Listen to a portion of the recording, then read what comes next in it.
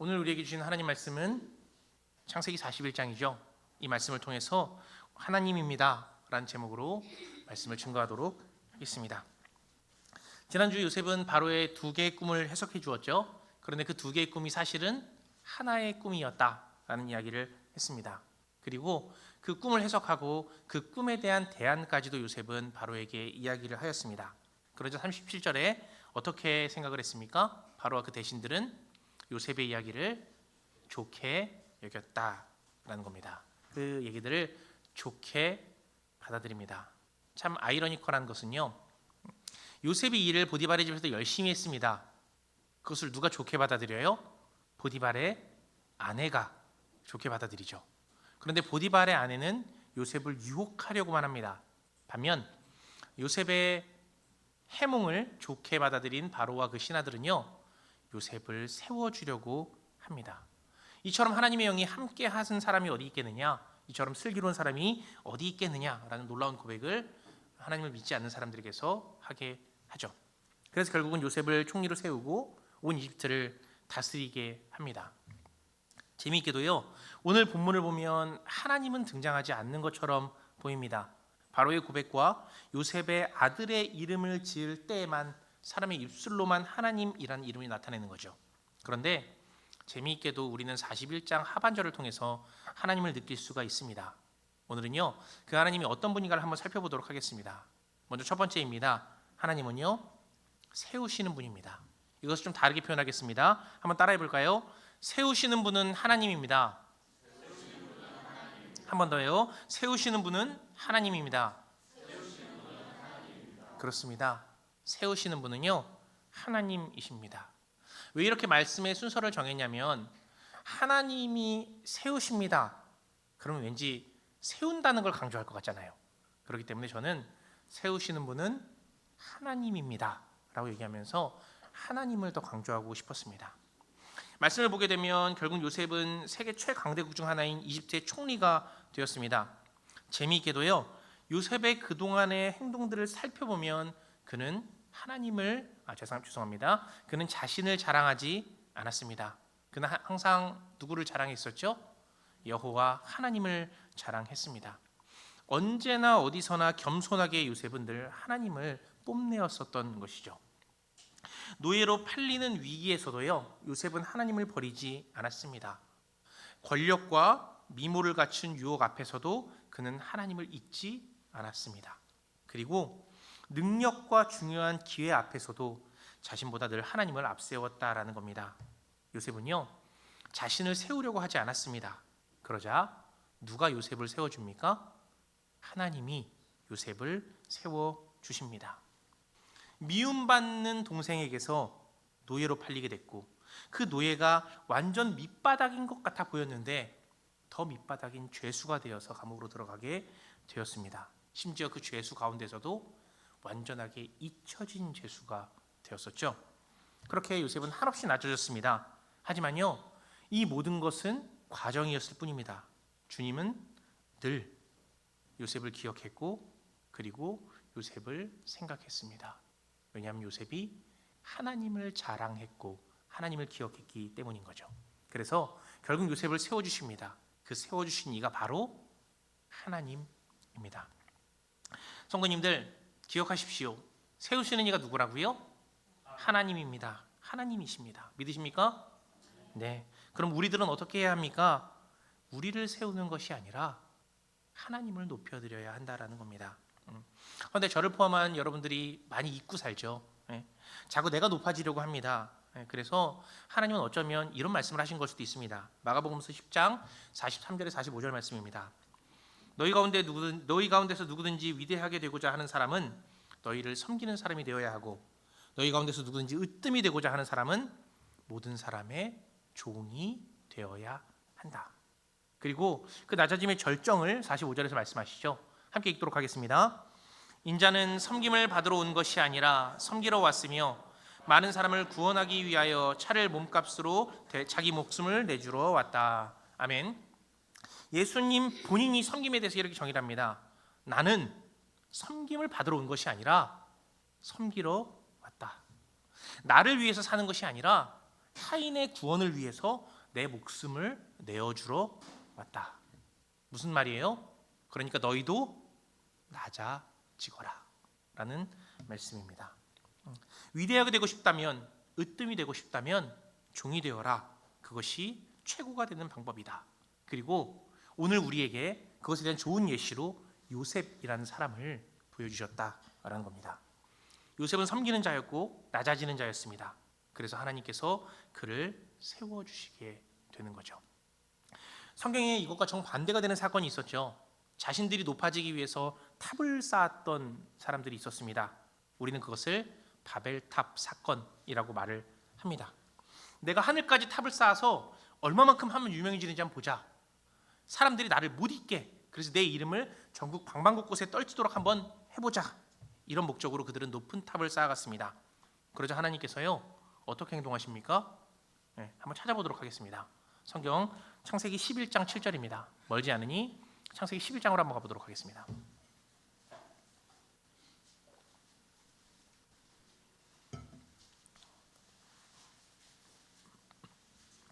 창세기 11장 7절입니다. 오늘 본문 말씀은 갈피를 끼워두시고 창세기 11장 7절 한번 찾아보겠습니다. 같이 읽겠습니다. 자, 우리가 내려가서 그들이 거기에서 하는 말을 뒤섞어서 그들이 서로 알아듣지 못하게 하자. 아멘. 보통 자라고 말할 때는 힘을 주어서 준비할 때 그런 말을 하죠. 하나님께서요, 힘을 주어서 준비하는 겁니다. 우리가 내려가서 성부 하나님, 성자 하나님, 성령 하나님 한 분만으로도 능력이 상당할 텐데 그 삼위일체 하나님이 직접 내려가서 이들이 말을 섞어버리게 하자, 못하게 하자라는 겁니다. 하나님은요, 천지를 창조하실 때 무엇으로 창조하셨습니까? 말씀만으로 천지를 창조했습니다. 능력이 부족합니까? 절대 부족하지 않습니다. 그럼에도 불구하고요, 자, 힘을 내서 우리가 직접 내려가서 그들이 그 행동을 못하게 하자. 그렇게 하나님이 열정적으로 그들의 행동을 막으신다라는 겁니다. 이 말은 주님은 자신이 스스로 높아지려 하는 사람들의 행동을 적극적으로 막으신다, 회방하신다라고 해석할 수 있습니다. 조금만 더 이야기를 넓혀서 보겠습니다. 우리 주변을 살펴보면요, 이런 사람이 꼭 있습니다. 자신이 높아지려고 애를 쓰는 것 같진 않지만 타인은 바라보지 않고 본인만 챙기는 사람이 있죠. 다른 사람들에게 가야 할 기회나 분배는 생각하지 않고 어떻게든 그 기회를 내가 쟁취해서 다른 사람이 아파하든 말든 크게 신경 쓰지 않는 그런 사람이 있습니다. 높아지려고 하는 것 같진 않지만, 대접을 받으려고 하는 것 같진 않지만 타인에게 무관심하고 자신에겐 관대한 사람들이 꼭 있다라는 거죠. 애석하게도요, 이런 사람들도 하나님께서는 똑같은 사람으로 여기십니다. 요한일서 3장 16절과 18절이죠. 그리스도께서 우리를 위하여 자기 목숨을 버리셨습니다. 이것으로 우리가 사랑을 알게 되었습니다. 그러므로 우리도 형제자매를 위하여 목숨을 버리는 것이 마땅합니다. 누구든지 세상 재물을 가지고 있으면서 자기 형제자매의 궁핍함을 보고도 마음의 문을 닫고 도와주지 않으면 어떻게 하나님의 사랑이 그 사람 속에 머물겠습니까? 18절 같이 읽겠습니다. 자녀된 이 여러분, 우리는 말이나 혀로 사랑하지 말고 행동과 진실함으로 사랑합시다. 아멘. 놀랍게도 이 말씀은 자녀된 이 여러분, 즉 교회 공동체를 향한 말씀이었습니다. 하나님께서 우리에게, 예수님께서 목숨을 바쳐서 우리를 사랑했습니다. 구원 받았습니다. 그러니 우리 또한 형제자매를 위해서 목숨을 바치는 것이 어떻다고 얘기합니까? 마땅합니다 라고 말을 합니다. 형제들의 궁핍함을 보고도 무관심하면 그에게는 사랑이 없습니다. 사랑이 없다라는 건 구원이 존재하지 않는다라는 이야기이기도 합니다. 그리고 뼈아픈 말씀을 하시죠. 말로만 사랑하지 마십시오. 기도만 하지 마십시오. 어떻게 하십시오? 행함과 진실함으로 사랑을 하십시오. 어려운 사람이 있습니다. 위로하고 좋은 말만 해주지 마십시오. 그를 위해서 적극적으로 실천하고 움직이십시오라는 말을 하시는 겁니다. 이처럼요, 스스로 높아지려고 하진 않지만 낮아지지 않는 사람, 섬기려고 하지 않는 사람, 심지어 주변에 있는 사람들에게 무관심한 사람까지도 하나님은 동일한 심판을 말씀하십니다. 지지난 주에 이런 일이 있었습니다. 왜 은행에 가면 막 이렇게 정문에 이렇게 서류들이 막 붙어 있잖아요. 근데 그 서류들이 그냥 A4 용지로 뽑은 거라서 되게 남루합니다. 그래가지고 제가 이렇게 그 서류들을 사진을 찍어서 집에서 이렇게 만들어서 코팅을 해가지고 가서 이렇게 붙여놨던 기억이 있습니다. 사실 뭐 저희 집에야 코팅기가 있지만 일반적으로는 집에 코팅기가 있지 않잖아요. 프린터도 없는 집도 상당히 많잖아요. 그래서 저는 이렇게 프린터를 해서 코팅을 해서 이렇게 붙여놓으면서 사실 저는 항상 그런 기대가 있습니다. 어떤 행동을 할 때 이 사람들이 얼마나 기쁠까, 이 사람들이 얼마나 좋아할까라는 생각을 합니다. 그런데 거기서는 그 생각에서 한 발자국 좀 더 나갔습니다. 아, 이거 하면 사람들이 나 일 잘한다라고 얘기해 주겠지? 그런 생각이 들더라고요. 마침 그날 이력서를 이렇게 쓰는 날이었습니다. 은행에 가면요, 꼭 이력서를 제가 치필로 쓴 이력서 한 불 정도 더 받아놓습니다. 이력서를 이렇게 쓰는데 고민이 들더라고요. 내가 가지고 있는 자격증들을 여기다 다 써야 되나? 학위를 다 써야 되나? 이런 고민들이 좀 들더라고요. 아마 좀 멋있게 적어서 사람들에게 조금 뽐내고 싶은 마음이 있었던 것 같습니다. 그렇게 적을 막 1시간에 걸쳐서 이력서를 이렇게 쓰고 드렸습니다. 보지도 않고 이렇게 철을 하시더라고요. 시간이 지나서요, 4시가 딱 되면 은행 문을 닫습니다. 직원들이 4시가 되면은 손님들이 들어오는 걸 막으라고 이야기를 해요. 본인들이 이제 빨리 끝내고 집에 가고 싶은 거죠. 그래서 4시까지만 딱 받고 이렇게 막으라고 이야기를 하는데 문을 닫는 일이 제 일입니다. 그래서 이게 문을 닫았습니다. 그런데 5분 지나서 누가 이렇게 쾅쾅쾅쾅 두드리는 겁니다. 문을 막 두드리면서 어떤 노신사분께서 내가 임대 보증금을 줘야 되는데 너무 좀 늦게 왔다. 그래서 열어줘라. 그럼 전 뭐라고 얘기해야 돼요? 안 됩니다. 그렇게 얘기하니까 열어줘라. 안 됩니다. 그렇게 실랑이가 좀 벌어진 거죠. 그러자 뒤에서 한 직원이 제가 봐드릴게요. 그러는 거예요. 아이씨, 내 일이 아닌데 나한테는 못된 일 시키고 그 사람은 되게 이게 좋아 보이는 그런 느낌이잖아요. 시킨 건 본인들인데 그래서 좀 속이 상했어요. 그런데 노시사분께서 이렇게 가시면서 저에게 5분 동안 막 뭐라고 하시는 겁니다. 보통 그런 레파토리가 있잖아요. 내가 이 은행을 몇 년부터 거래했었고 뭐 VVIP고 어쩌고 저쩌고 저쩌고 저쩌고 사람이 그렇게 융통성 없이 일해서 어떻게 하냐 뭐 이런 얘기를 하시다가 마지막에 일을 왜 그따위로 해요? 제가 조금 순화했습니다. 어르신은 저한테 반말을 막 이렇게 막 하셨는데 그렇게 얘기를 들었습니다. 일을 왜 그렇게 하냐? 일을 왜 그렇게 하냐?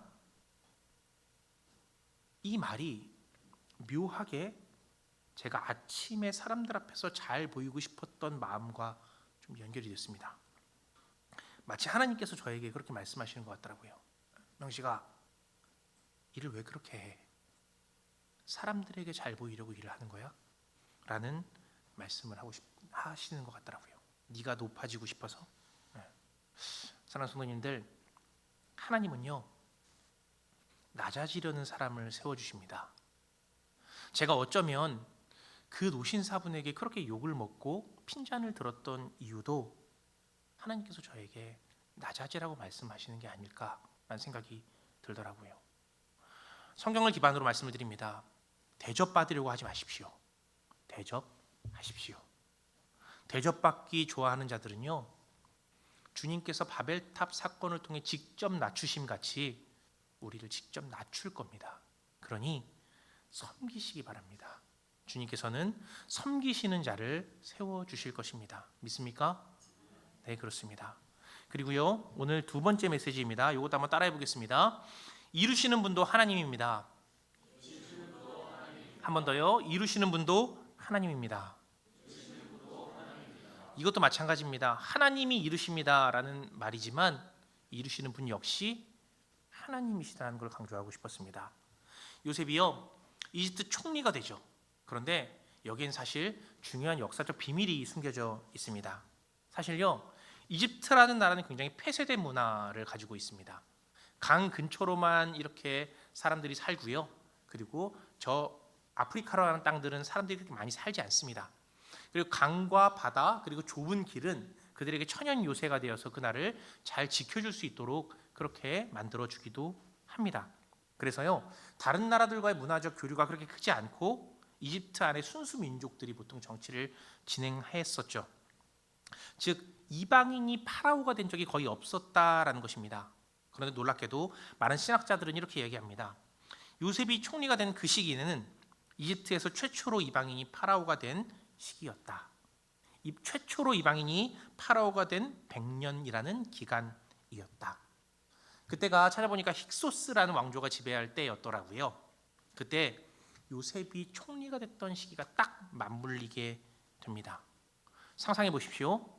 만약 이집트 왕과 대신들이 다 이집트 본토 민족들이었다면 히브리인 요셉을 받아들이기가 수월했겠습니까?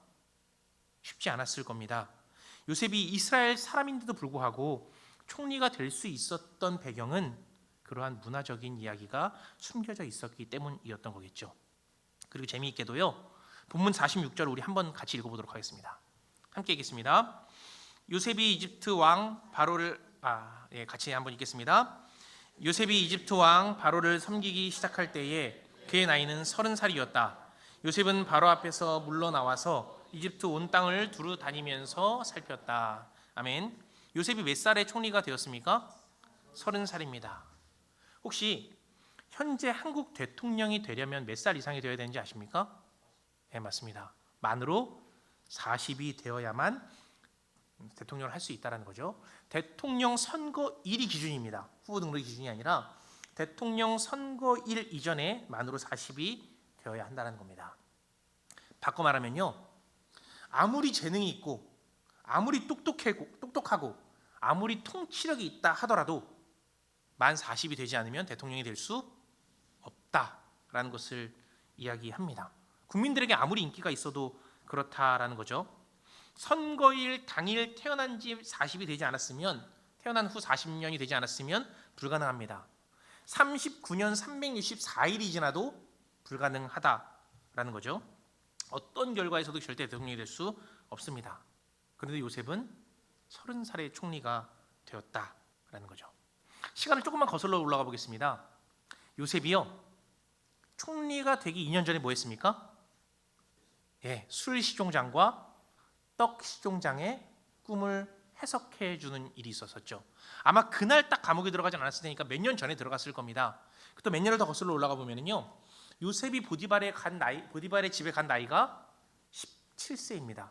형들에게 팔려서 보디발의 집에 가서 몇 년 동안 노예로 살다가 감옥에 들어가서 몇 년 동안 있다가 28까지 있다가 술 시종장과 떡 시종장의 꿈을 해석해주고 2년 동안 더 있다가 30살이 되어서 총리가 되었다라는 겁니다.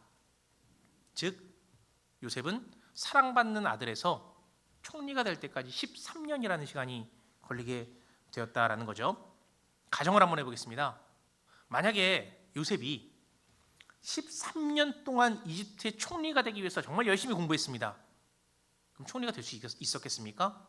아마 불가능한 일이었을 겁니다. 자신의 힘으로 노력했다면 총리가 되지 못했다라는 거겠죠. 당연한 얘기입니다. 하지만요, 하나님께서는 그에게 꿈을 주셨습니다.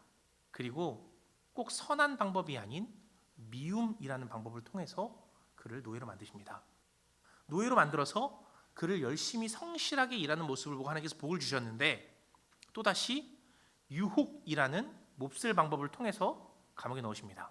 그리고 신비한 꿈의 해석이라는 방법을 통해서 총리로 만드셨다라는 거죠. 그렇게 이루신 게 누구라고요? 바로 여호와 하나님이십니다.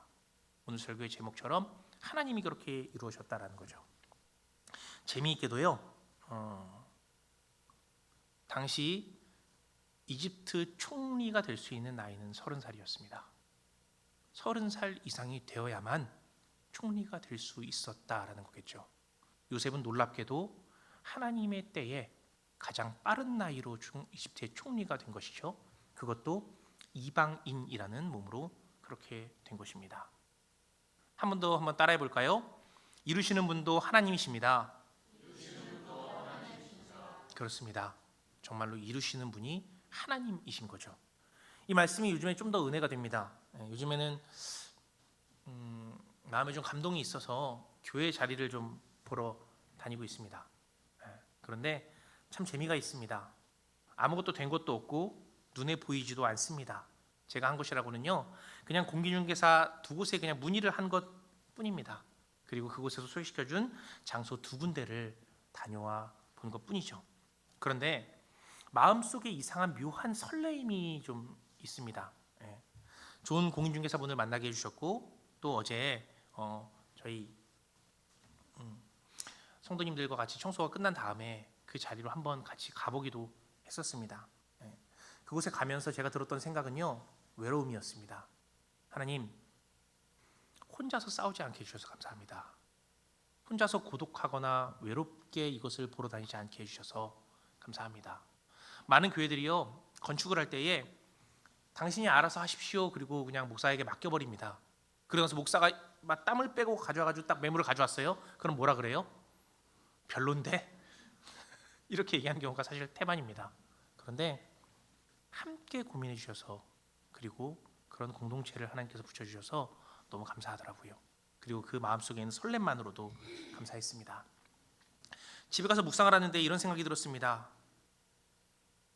혹시 내가 사람들을 너무 의지하고 있는 건 아닐까? 혹시 내가 사람들의 도움만을 바라고 있는 것은 아닐까? 그리고 기도를 드렸습니다. 하나님, 하나님만 의지하게 해주세요. 사람들을 의지하지 않게 해주세요. 그리고 혹여나 우리가 정말 좋은 곳에, 우리가 생각했던 곳에 장소가 되었을 때에도 내 노력으로 됐다는 얘기는 절대 하지 않게 해주세요. 왜요? 이루시는 분이 누구이시기 때문에요? 하나님이시기 때문이라는 거죠. 꼭 그렇게 되게 해주세요 라고 기도를 드렸습니다. 우리가 잘 아는 성경 구절이 있죠. 잠언 16장 9절입니다. 같이 읽어볼까요? 사람이 마음으로 자기의 앞길을 계획하지만 그 발걸음을 인도하시는 분은 주님이시다. 아멘. 계획은 사람이 하겠지만 그것을 이루시는 분은 누구시라고요? 주님이십니다. 하나님이십니다. 거기다가요, 빌립보서 1장 6절의 말씀을 더하고 싶습니다. 한번 함께 읽어보도록 하겠습니다. 빌립보서 1장 6절입니다. 선한 일을 여러분 가운데서 시작하신 분께서 그리스도 예수의 날까지 그 일을 완성하시리라고 나는 확신합니다. 아멘. 믿으십니까? 그렇습니다. 이루시는 분은요, 하나님이십니다. 완성하시는 분 또한 하나님이십니다. 그런데 우리가 자꾸 잊어버리죠. 조금 시간이 지나면, 조금이라도 대단한 일이 이루어지면 그것이 마치 우리의 공로라고 생각을 해버립니다. 나의 것이라는 생각을 해버린다라는 거죠. 다 아시고 계시겠지만 한 집사님이 얼마 전에 허리를 다치셨습니다. 그때 그분께서 저에게 이런 말씀을 하셨던 것이 기억이 납니다. 허리를 다치니까 진짜 무능해지더라고요. 앞에 있는 휴지조차 주울 수 없을 정도로, 잡을 수 없을 정도로 무능해지더라고요. 곰곰이 생각해 보십시오. 생각해 보면 인간이 그런 존재입니다. 하나님이 이루시지 않으면요, 아무것도 할 수 없는 존재가 사람이라는 겁니다.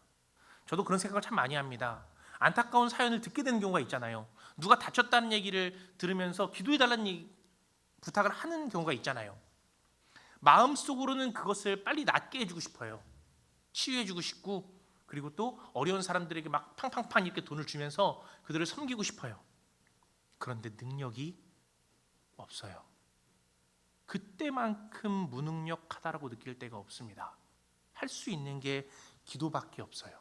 그래서 기도만 합니다.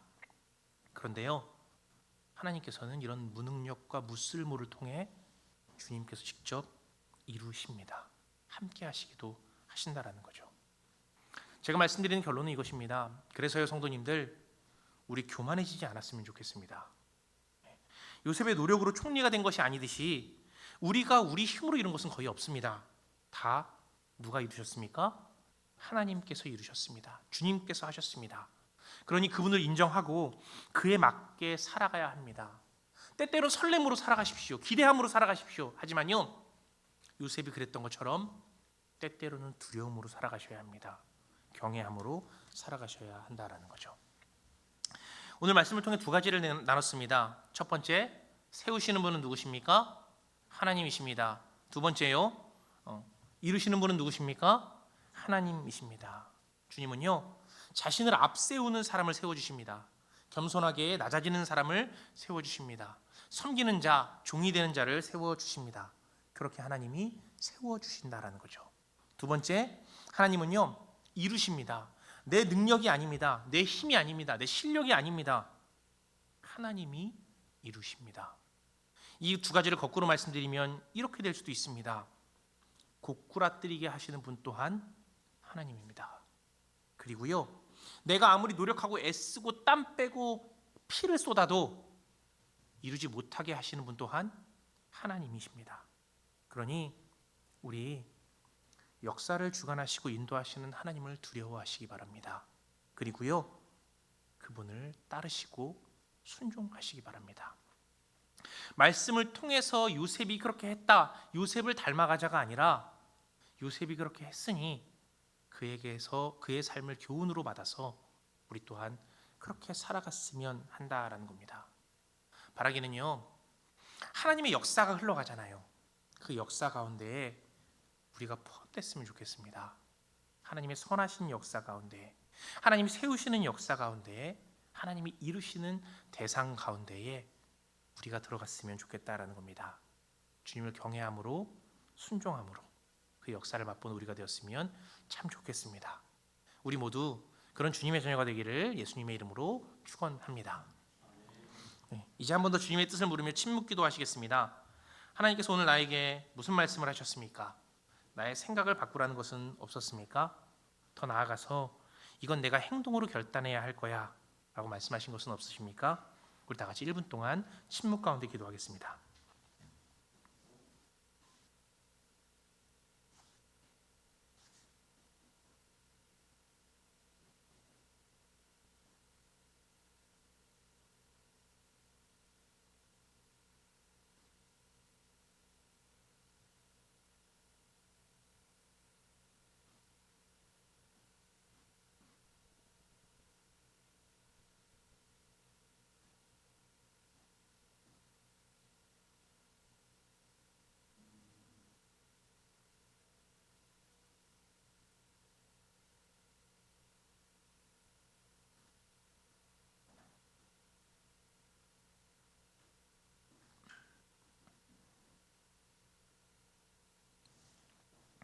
기도하겠습니다.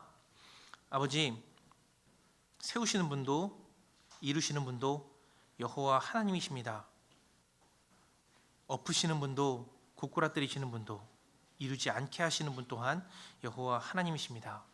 그렇기에 우리가 조금 전에 고백했던 찬양의 내용처럼 그 하나님의 말씀에 생명을 걸고 운명을 걸고 섬기는 자들이 될 수 있도록 인도하여 주시옵소서.